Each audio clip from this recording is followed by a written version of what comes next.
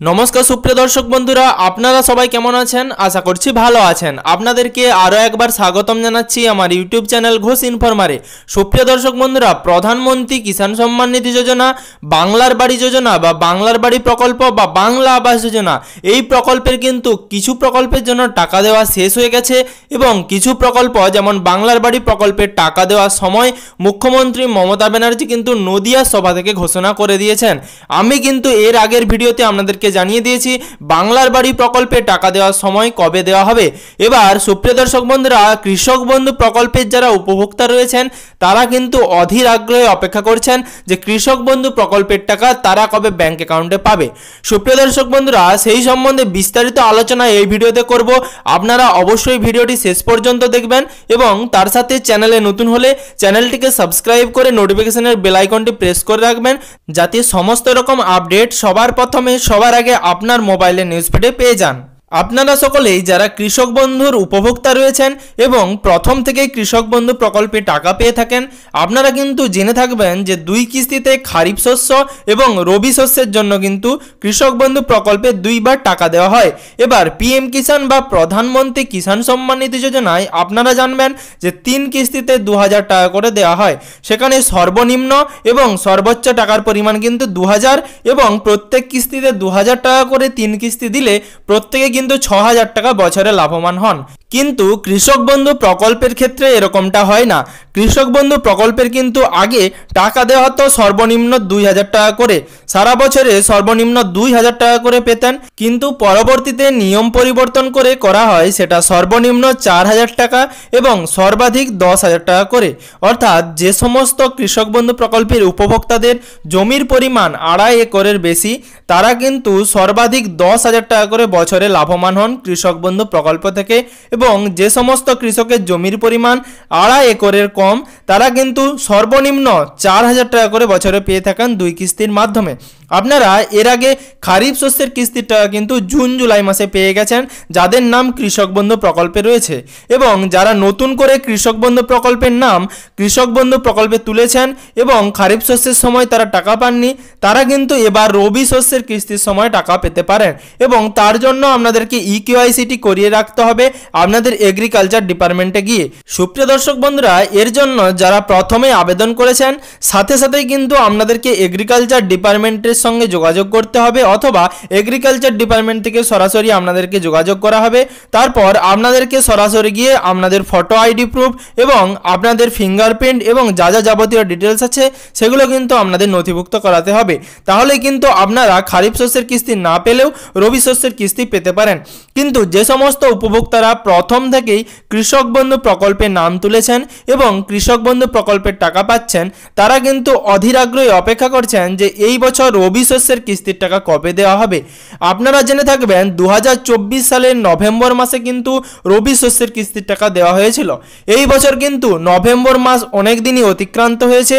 তাহলে কবে কৃষক বন্ধু প্রকল্পের টাকা প্রত্যেকটি জেলার যে উপভোক্তা রয়েছেন তারা পাবেন এবং কোন জেলাকে আগে টাকা দেওয়া হবে সেই সম্বন্ধে বিস্তারিত আলোচনা এই ভিডিওতে করব। সুপ্রিয় দর্শক বন্ধুরা কৃষক বন্ধু প্রকল্পে টাকা পাওয়ার জন্য আপনাদেরকে যাবতীয় নথিপত্র আপনাদের দুয়ারে সরকারে আপডেট করতে হয়েছিল।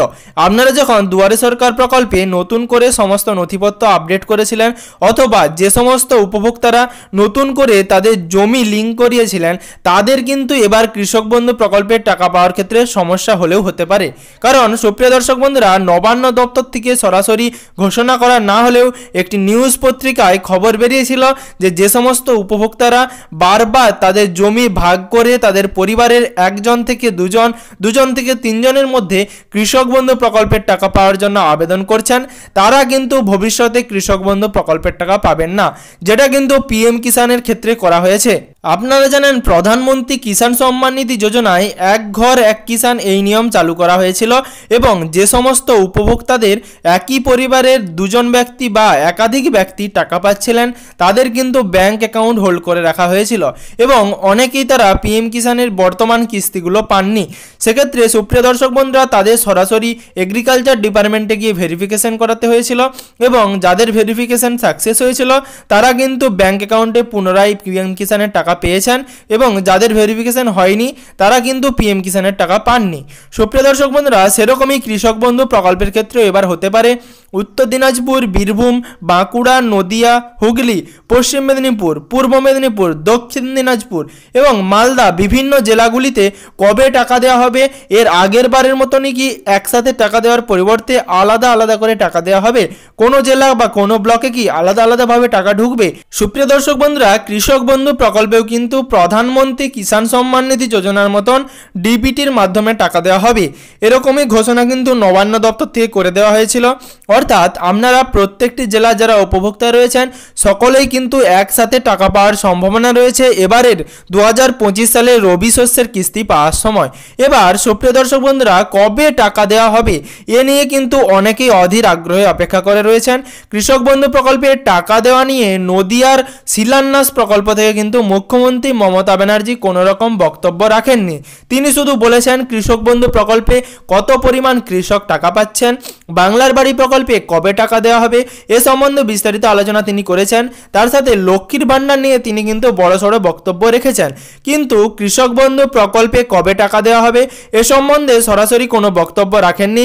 কিন্তু প্রত্যেকের যেহেতু স্ট্যাটাস অ্যাকাউন্ট ভ্যালিড দেখাচ্ছে, অর্থাৎ আপনারা যদি কৃষক বন্ধুর অফিসিয়াল ওয়েবসাইটে যান তাহলে আপনারা সেখানে গেলে দেখতে পাবেন ট্রানজ্যাকশন স্ট্যাটাসের ঘরে কিন্তু ট্রানজ্যাকশন সাকসেস দেখাচ্ছে, অর্থাৎ আপনাদের ব্যাংক অ্যাকাউন্টে কিন্তু যে কোনো দিন কৃষক বন্ধু প্রকল্পের টাকা ট্রান্সফার করে দেওয়া হতে পারে। তবে আপনারা সম্ভবত ডিসেম্বরের শেষ সপ্তাহ পর্যন্ত অপেক্ষা করতে পারেন অথবা জানুয়ারির প্রথম সপ্তাহে যখন বাংলার বাড়ি প্রকল্পের টাকা দেওয়া শুভ উদ্বোধন করবেন প্রথম কিস্তির, তখন কিন্তু সেই শিলান্যাস থেকে কিন্তু মুখ্যমন্ত্রী মমতা ব্যানার্জি সরাসরি কৃষক বন্ধু প্রকল্পের টাকাও দিতে পারেন। অর্থাৎ আপনারা ডিসেম্বরের চতুর্থ সপ্তাহ অথবা তৃতীয় সপ্তাহ ধরে রাখুন, এই সপ্তাহের মধ্যে যদি আপনারা টাকা না পান সেক্ষেত্রে কিন্তু সম্ভাবনা রয়েছে বাংলার বাড়ি প্রকল্পের টাকা দেওয়া শিলান্যাস থেকেই কৃষক বন্ধু প্রকল্পের টাকা আপনাদের ব্যাংক অ্যাকাউন্টে পৌঁছে দেবেন আমাদের মুখ্যমন্ত্রী মমতা ব্যানার্জি।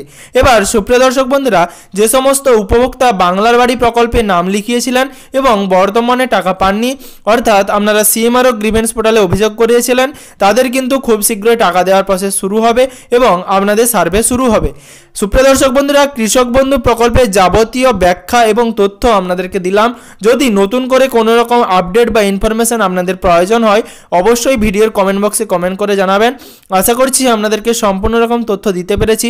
যদি আপনি চ্যানেলে নতুন হয়ে থাকেন এবং এখনও পর্যন্ত চ্যানেলটিকে সাবস্ক্রাইব না করে থাকেন তাহলে অবশ্যই চ্যানেলটিকে সাবস্ক্রাইব করে নোটিফিকেশনের বেল আইকনটি প্রেস করে রাখবেন, যাতে লক্ষ্মীর ভান্ডার, কৃষক বন্ধু প্রকল্প, প্রধানমন্ত্রী কিষাণ সম্মান নিধি বা পিএম কিষাণ, বাংলার বাড়ি প্রকল্প বা বাংলা আবাস যোজনা এছাড়াও পশ্চিমবঙ্গের যত সমস্ত প্রকল্প রয়েছে বা পশ্চিমবঙ্গের সমস্ত রকম খবরের বা নিউজের আপডেট যাতে সবার আগে সবার প্রথমে আপনার মোবাইলের নিউজ ফিডে পেয়ে যান।